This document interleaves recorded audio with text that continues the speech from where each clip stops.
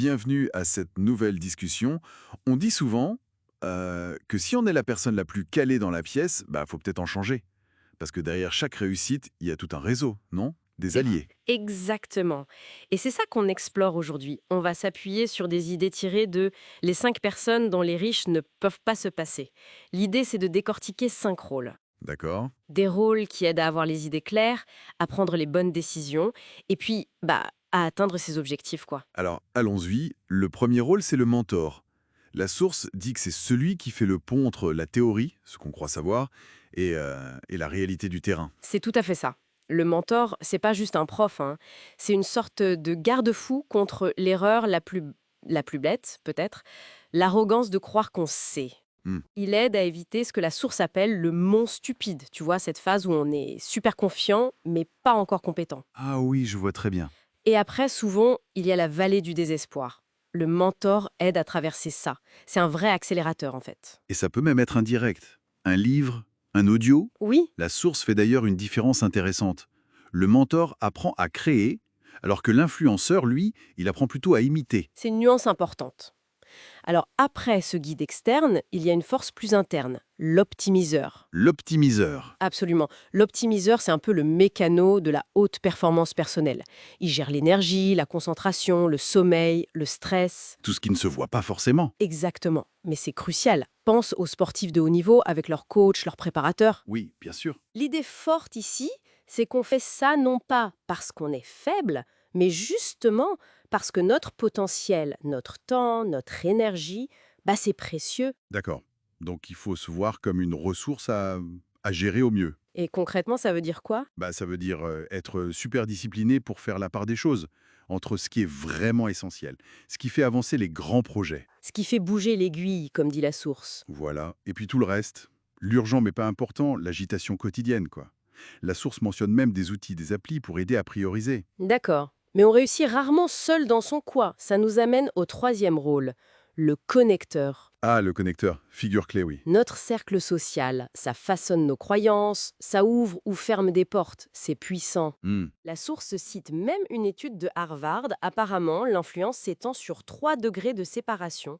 Les amis des amis de nos amis ont encore un impact sur nous. C'est incroyable.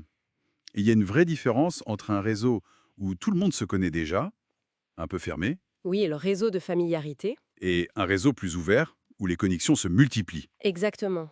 Et si ton réseau il considère que réussir c'est normal, inconsciemment tu agis comme si l'échec c'était même pas une option envisageable. Logique. Et le conseil pour entrer dans ces réseaux, apporter de la valeur, claire, spécifique, constante, être bon quoi. Carrément. Alors on avance, les choses se complexifient. Et là intervient le quatrième rôle, le bras droit. Indispensable face à la surcharge d'infos, la fatigue de devoir tout décider. C'est ça. Le bras droit, c'est presque un clone. Quelqu'un de confiance absolue qui peut penser, agir comme toi. Hmm. Mais attention, la source insiste sur un point. Cette loyauté-là, elle se construit souvent avant le succès financier. C'est pas quelque chose qui s'achète après. Ah d'accord. C'est pas juste un employé très compétent. Non, c'est plus profond.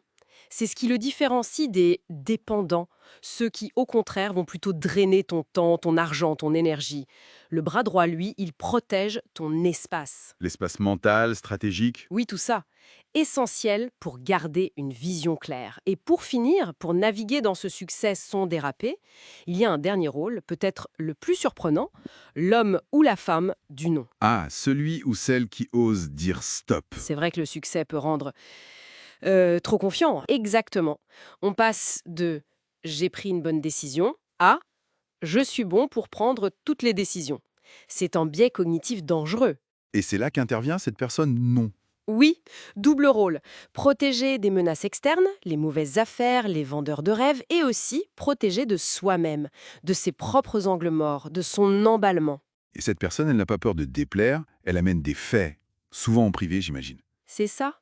Sans fioriture, c'est un contrepoids vital face aux gens du oui. Ceux qui disent toujours amen. Oui, par désirabilité sociale ou par peur. Et aussi face aux gens du peut-être, ceux qui manquent de courage ou de vision.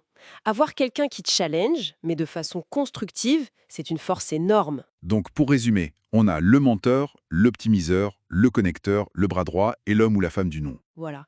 C'est un système de soutien complet, interdépendant. Stratégique, en fait. Essentiel pour qui vise haut. Comprendre ces rôles, c'est pertinent pour tout le monde finalement, dès qu'on a des objectifs un peu ambitieux. Pour finir, peut-être une question pour réfléchir. Parmi ces 5 soutiens, lequel parle le plus, lequel semble le plus important, ou peut-être celui qui manque le plus dans la poursuite de nos propres buts?